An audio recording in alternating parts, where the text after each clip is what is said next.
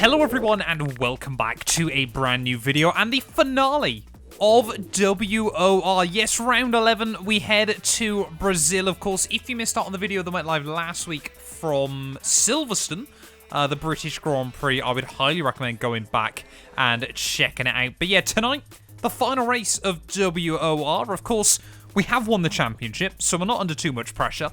We can go out there and enjoy ourselves tonight to finish off the campaign. But yeah, if you're new around here as well, please do make sure you get yourself subscribed. At the time of recording this, we are agonizingly close to 9,000 subs on the channel, so it'd be greatly appreciated if you could help me get one step closer. But anyway, let's do this thing. Well, here we are then, the championship finale here from Interlagos, and of course, yeah, we're not really too worried as to what happens tonight. Of course, we're still like a good result, but you know, it's really not the end of the world, respective obviously. Of course, we come into this one, the pressure is off, we can go out and have a little bit of fun. I did and ah about whether I should do a last question mark challenge, but I thought I'm still yet to get a pole this season, even if it was just on the off chance. I'd love to try and get a pole here to finish off the campaign. Unfortunately, that isn't quite going to be what happens anyway, but still, of course, you know, diving in with my fastest qualifying lap. Interlagos is, yeah, one of those weird tracks. A lot of people were moaning, actually. They said they were really struggling with the lack of grip. I never once found that throughout the entire night. I never really felt like I was struggling for grip at all, so clearly I must have been running a lot more downforce than most of the other drivers around me here. But yeah, I'd gone out and done a banker lap on a set of the medium compound tyres, so you can see we're pretty much gaining time in all of the traction zones at the moment. Piastri goes and smashes it on a 108.2, but as we make our way out of the final corner there, it was a pretty clean and tidy lap. We're going to be about 7/10 up on my previous best as we round our way out of the final corner there, and that is going to be a 1:08.7 there, so pretty happy with that. I did actually go out for another one right towards the end and invalidated when I was about 2-3 tenths up, so we could have been probably around Barry or Kieran's pace there. But yeah, we are going to line up P8 on the grid then for the championship finale. My teammate Ben, clearly, it must be obviously because we've wrapped up the Constructors' Championship, he's decided to do a last question mark challenge. Still yet to win a race has been this season. But of course, as always, the strategy, we're going to start it out on a set of mediums and go with the hards. Obviously, just wait and see. You know, if we get a safety car, something like that. To be honest, the hard tyres can probably pretty much do an entire Grand Prix here, but you know, if we get an early safety car or something like that, it obviously just opens up the option for strategy, of course, because if you get a late race safety car, then obviously you can go on to another set of mediums or a set of softs to finish off the afternoon. So it kind of feels like you don't really risk anything. You know, a hard medium tire might be slightly quicker, but yeah, you don't really feel like you gain anything, or especially obviously in the lower down splits when safety cars, I think we've had a safety car every race this season, with maybe the exception of Silverstone last weekend then. But ready on the grid for the final time. Hopefully we can keep it clean and tidy through the first couple of corners here. We've got Jack alongside me, Sheepshagger just in front. Ekeland has started this on a set of the soft. 5 red lights, and it is going to be lights out and away we go there. And my starts have certainly got no better as the season has gone on there. We're going to try and hold it on the inside line as we make our way through turn 1. There's going to be a little bit of contact though just up in front of GFR Makaze. Going to get all a little bit caught out there, and unfortunately Ekeland, just at the last moment there, he actually found a window down my inside. We didn't realise he'd gone for it because I was so focused on avoiding all of those cars that are backed up on the outside there. So I apologise in advance to Ekeland for that one. I actually apologise to him as well on my stream, because yeah, I was just so focused on those cars on the outside, was just trying to readjust my line there, and he just got alongside me as I moved back over to the curbing. So yeah, big shout out to him, you know, very quick driver. I mean, yeah, really, you know, frustrated of course with that mistake by myself there. But as we make our way through the middle sector then on lap 1, you can see Jack just in front of me struggling to get some temperature in his tyres, but we have kept it clean and tidy just about for us. We're up a couple of spots as well then, so that's not been a bad start to this evening's racing there, as you can see, just trying to hang close to the McLaren car in front of me. Looks like Piastri's going to lead the way there with K all over his gearbox as we're about to start lap 2. And yeah, Piastri is going to be the one leading as we make it over the start-finish line there. But of course for me, early on in these races, I just want to try and settle down, get into my own rhythm, keep up the pace and everything like that. As you can see, actually, early on, quite a big train actually forming there, as I think Constant Soda is going to go for a spin towards the rear of the field there, and that's going to mean that we get a virtual safety car. So at the end of lap 3, it's going to be an entire lap safety car here, as we want to get ready to go racing once again there. Jack a little bit slow off the restart once again, so we might be able to try and get a run on him out of the final corner there. And you can see the McLaren car, look how much less wing he's running than me, able to tuck back in front there despite not really having any slipstream against myself. They're under his gearbox, but you can see how much tidier we're able to keep the car through the turn 1 apex there. And now we're going to get a safety car though. I don't really know why, looking on the mini-map. So now we've got a bit of a gamble on the strategy then. I think we're going to have to try and box onto a set of the hard compound tyres there, as we're actually somehow going to get an illegal overtake on Schenko in the process. So we're going to have to let him back by.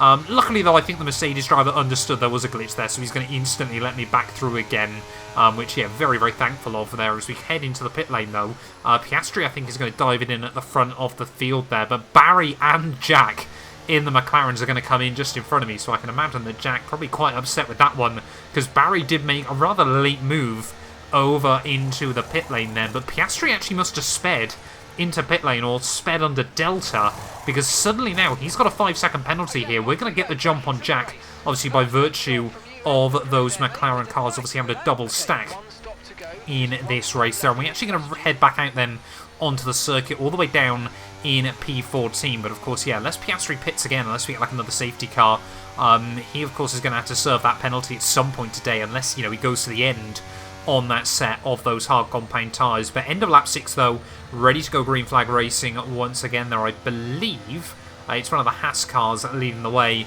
at the front of the field then, so we're just going to try and time this run nicely out of the final corner there. But yeah, thought we'd gone, then we hadn't, a bit like Mugello in real life there, with a lot of concertina up. Finally going to try and get going though, pretty much up towards the line there, but we can't do anything because Sam's disconnected car there has really slowed Piastri, Barry and myself down. So we're just going to try and sit back in then as we make our way through turn 1 there. You can see, I think that's Soda as well, yeah, just jumps out of the way through turn 1. So we're going to be back up 1 spot then off of the first corner there, as yeah, Soda actually had blue flags, hence why he obviously had to jump out of the way ASAP there. But as we make our way down the hill though, Sinful just struggling a little bit in the second. Haas car, Sheepshagger still at the front of the field there, as I think we've actually got Cool Patrick as well in the Alpine, just starting to form a little bit of a train. Of course, we've got a lot of cars on a fresh set of the hard compound tyres there, and a lot of cars of course still on their not worn mediums but slightly used mediums there, as Piastri's going to go around the outside of the Alpine, Barry's going to go around the outside of the Haas there, so we're going to try and follow him through as we make our way into the next corner there, and just trying to be methodical, quick but careful early on this afternoon here, as Cool Patrick, yeah, really struggling down through the final couple of corners here. You can see big slide through the final corner of Jung Sao there, and we're going to try and get a run down the inside of Barry and the Alpine there as we make our way out of the final corner. You can see Patrick though got so much straight line speed in that Alpine car. We're still going to try and use battery though as we make our way back up in towards turn 1 there. Used 40% of my charge just to hang alongside him in towards turn 1, but he is going to understeer through that first corner. We are going to swoop around the outside there. Barry is going to follow me through, and now we are back up into P10 then. You can already see the gap that Piastri has been able to create in front of me there has put Ben between myself and the Alfa Romeo there, and already, yeah, 2.5 seconds up the road there as we get our first warning of the day for track limits. So as always, still need to be careful of that late on in the season, and we're actually going to get a VSC over the next couple of laps here. But as we make our way down the hill, something rather crazy is about to happen there. You might not have noticed it, but Kieran's Mercedes is actually going to take flight in this Grand Prix there. I'm going to zoom it in for you. You can see that Mercedes cartwheeling its way up in towards turn 6 there, a Ferradura, I believe, and I don't think I've ever seen anything like that inside F1 23 there. But as we start lap 10 though, we're going to now be up then into 9th place because of Ron Weasley's flying Mercedes. But yeah, you can see all over the back now of Nox Desire, who's just going to run very wide through Ferradura once again. Down the inside, we'll have a look then as we just make a little bit of contact with the Aston Martin car there. But of course, yeah, on the fresher tyres, you know, we should have a bit of a grip advantage at this stage of the day. And one lap further on, now all over the back of the Aston Martin See again there, Kieran's actually retired from the race because his car is just all over the place, and now even the game's going to get confused once again there as we're going to try and look down the inside of our second Aston Martin in 2 laps. This time around gives me a little bit more room as we make our way through the next corner. We just get a horrible little bit of laggy contact there. We kind of met in the middle, you know. I don't think Cal really did anything there in the wrong, but just the rear wheels got locked together. So I'm going to go for a little bit of a half spin and lose a couple of places to Schenko and Ekelund, but just 1 lap further on, we're not going to be behind them for very long there, as Schenko is actually going to lose the back end of the car there. I think Ekelund's actually trying to avoid him. I might have just picked up a little bit of front wing damage, but yeah, at the moment though, this is all really falling into place for Piastri right towards the front of the field there. We've now got a permanent yellow flag section. As you might be able to see just next to me on the webcam, there's where the game thinks that Mercedes is now, somewhere in the middle of Sao Paulo as we start lap 13. So we're going to have just that tiny little bit of yellow flags right the way through to the end of the GP here. But now we need to try and find a run past Ekelund then as we make our way down the hill in towards turn 4 there. Should be able to slot the car down the inside there, and again we're going to get yet another safety car in this race. There is something's happened to Sheepshagger, found himself in the wall there, so I don't know if that was his connection once again playing, you know, difficult games for everyone, and whether he's just been involved in a bit of laggy contact or something else has happened. But Sheepshagger, of course, last weekend's winner at Silverstone, is now out of the Grand Prix here, but we're going to dive into the pit lane again, unfortunately this time around behind my teammate Ben, and onto a set of the medium compound tyres to try and take him through to the end of the afternoon then. But yeah, we're all the way back up to P8 though, so we've had a pretty good recovery drive in the opening half of this race, but looks like Kay, Piastri and a couple of others towards the front of the field haven't pit here, so there's going to now be a big opportunity against obviously those drivers. Of course, you know, their hard tyres should make it through to the end, especially with all these safety car laps, but they are certainly going to be struggling for grip off this restart there, and that means the likes of Elle and Ben as well, just in front of me, are going to have a big opportunity here as we get towards the end of lap 15. This time around trying to give myself a little bit more space there. We do time the run quite nicely on Epix there as we're going to try and look to the inside of the Ferrari car, back down in towards turn 1 there. Elle very early on the brakes though. Got to try and make sure that we don't have any contact with him as Ben and Ekelund are just going to go side by side off the corner, and we might be able to get a big run here, but nowhere to go as we head out of turn 3 there. Have to just slot back in behind my teammate there. Might again be able to have a look for a move down the inside of the Alpine car. There is almost contact, and this is great wheel-to-wheel racing though as we head back up in towards Ferradura there. Ben's just going to be caught out on the outside, so we're going to slip down the inside of my teammate there. Thought about trying to go for a move on L as well into the next corner there and just upset the rear of the Alpine car there, and had I been able to switch him back just a little bit more, we might have had an opportunity there. Cal's gone for a spin down the inside there, so we're going to now be up back into P5 then of this race, so picking up pieces quite nicely again of this restart here. And of course we know those top two are also on a very worn set of the tyres here, and as we make our way out of the final corner, I believe Ekelund as well is obviously on a worn set of the hard compound tyres here. So as we make our way out of the final corner, of course no DRS just yet, but we need to try and make moves here as quickly as possible, as we know we've still got a couple of cars behind me, Barry and Ben for example, that are still going to be very fast towards the end of this race. The Ekelund just misses his braking point through turn 1, and again, you know, had we just been a little bit further back, we might have been able to get a really good run on Ellen Ekelund as we head back down in towards turn 4 again. They're down the inside of the Alpine. We're going to go there, careful not to dive bomb the Alfa Romeo just in front of me here, and now we might be able to try and get a run as we make our way in towards the middle sector here. Thought about looking for a move down the inside in towards Ferradura there, but wasn't too confident for it, so we're going to try and go for my old faithful move there, and just as we get in, Ekelund is actually going to move across me ever so slightly there. We kind of half-spin him and then straighten him back up, and he reckoned he got front wing damage from that and decided to push me off the road. Not convinced that was exactly what happened, but, you know, I can understand, you know, being fair to him, you know, if you felt like you've been half-spammed by someone, I'm not surprised that you want to run him off the road through the next corner there, so certainly, you know, don't really hold him in any disregard for that, as tiny bit of contact there with L off the exit of the final proper corner of the lap once again there. And, you know, Ekelund and I, we've had a lot of good racing this season. You know, I spoke to him afterwards. He was a little bit upset by it, but of course, you know, I explained, you know, it was a little bit of lag in there. I think there was a bit of netcode as well, which made the incident look a whole lot worse, or kind of made the cars react a whole lot worse than they would have done there. So I think, you know, between us, it is water under the bridge, because, you know, we have had a lot of good fun battles throughout the entirety of this season there. So we're going to try and get down the inside as we head down the Esquido de Largo once again. Hopefully this one is going to be with a little bit less controversy. But no, again, he's just going to try and turn in towards me.